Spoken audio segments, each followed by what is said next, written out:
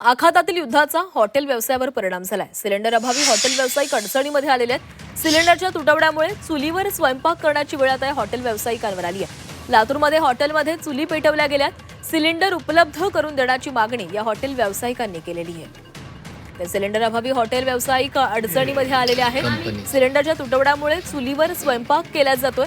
आखातातील युद्धाचा hotel व्यवसायावर हा मोठा परिणाम झालाय।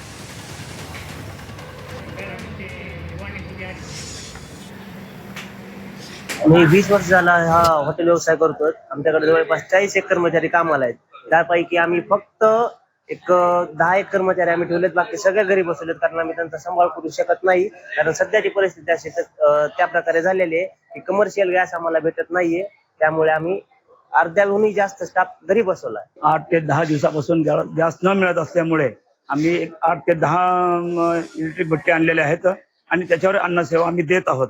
सरकारने आम्हाला लवकरात लवकर कमर्शियल गॅसची व्यवस्था करून द्यावी ही आमची मागणी आहे।